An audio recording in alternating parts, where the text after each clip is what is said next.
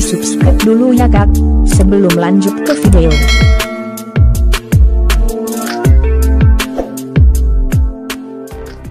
Menteri BUMN Erick Thohir mengangkat Abdi Negara Nurdin sebagai Komisaris PT Telkom Indonesia, Persero, Tbk atau TLKM. Abdi selama ini lebih dikenal dengan sapaan Abdi Sleng Telkom.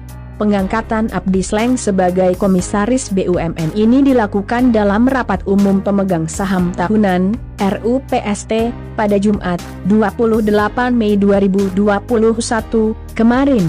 Ia tak lain merupakan gitaris Sleng, sebuah grup band papan atas yang dibentuk Imo Setiawan Sidarta, Bim Bim Slant, tahun 1983 silam.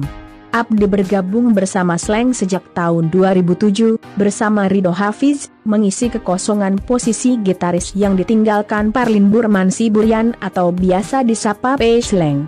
Lalu apa kompetensi Abdi Sleng sehingga Kementerian BUMN mengangkatnya sebagai Komisaris Telkom?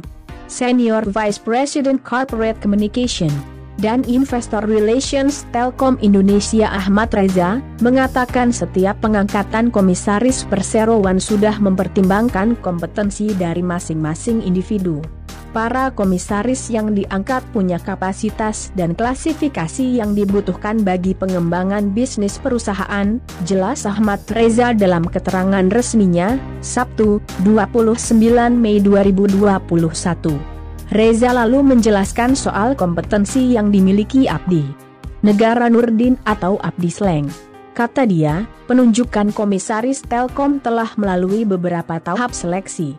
Reza bilang, meski berlatar belakang sebagai seniman, Abdi Sleng selama ini juga banyak berkecimpung dalam dunia digital serta memberikan perhatian yang besar terhadap masalah hak kekayaan intelektual. Abdi Sleng juga merupakan co-founder importmusik.com, yakni perusahaan digital distribusi musik. Lainnya, Abdi pernah duduk sebagai tim pakar penyusunan UU Hak Cipta dan pembentukan Lembaga Manajemen Kolektif Nasional, LMKN. Industri digital sangat bersinggungan dengan hak atas kekayaan intelektual. Dari rekam jejak, bisa diketahui bahwa beliau punya perhatian yang besar terhadap masalah hak atas kekayaan intelektual, jelas Reza. Pendukung Jokowi, meski tak secara resmi tercatat dalam barisan organisasi relawan, ia secara tegas menyatakan dukungannya untuk Jokowi. Rekam jejak Abdi Sleng sebagai pendukung Jokowi tampak saat dirinya ikut menginisiasi konser Akbar Salam Dua Jari di Gelora Bung Karno, Jakarta pada 5 Juli 2014 silam. Konser tersebut merupakan bagian dari ajang pengumpulan massa pendukung Jokowi yang saat itu belum melepaskan jabatan sebagai Gubernur DKI Jakarta. Abdi Sleng tak sendiri. Beberapa personil Sleng juga ikut terlibat, antara lain Bim Bim, Kakak, dan Ivanka.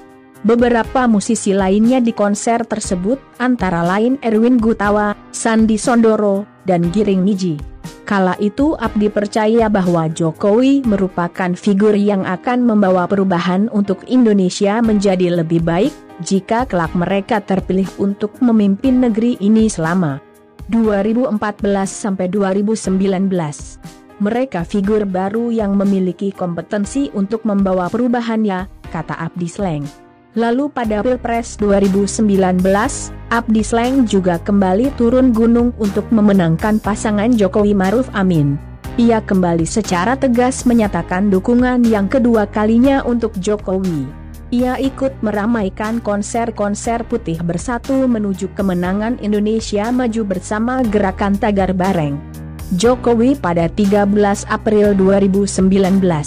Sedikit informasi, Abdi lahir di Donggala, 28 Juni 1968. Dia tercatat sebagai alumnus Universitas Tadulako, Palu, Sulawesi Tengah. Aktivitas bermain musik Abdi mulai berkurang sejak dia divonis mengidap gagal ginjal yang ramai diperbincangkan tahun 2015 silam. Abdi lantas vakum dari Slang karena harus beristirahat lantaran penyakit yang diidapnya.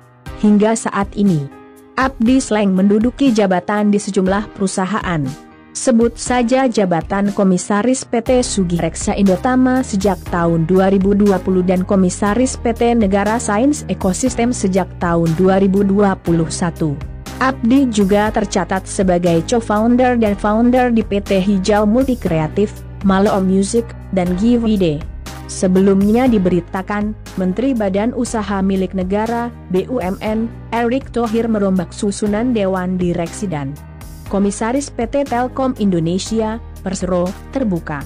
Perombakan itu terjadi dalam rapat umum pemegang saham tahunan, RUPST, Telkom yang diselenggarakan pada Jumat, 28 Mei 2021.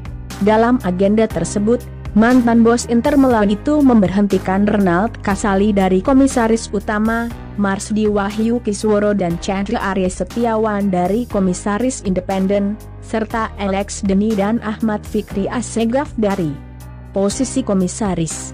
Sebagai gantinya, Erick Thohir mengangkat mantan Menteri Riset dan Teknologi sekaligus Komisaris Bukalapak, Bambang Brojonegoro sebagai Komisaris Utama Telkom.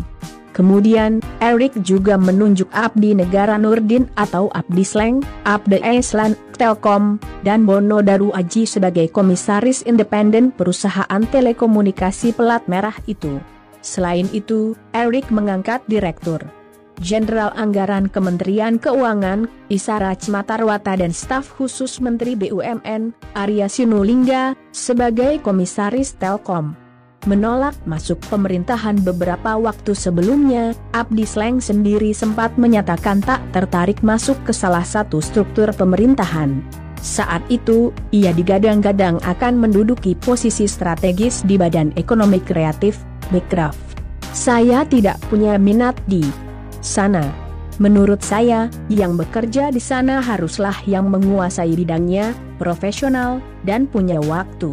Saya masih ingin melanjutkan karir di musik, kata Abdi Sleng saat itu. Abdi Sleng menuturkan, setelah gelaran Pilpres, memang belum ada tawaran apapun dari pemerintah agar dirinya masuk dalam struktur Badan Ekonomi Kreatif. Kalaupun ada tawaran, saya pasti menolak.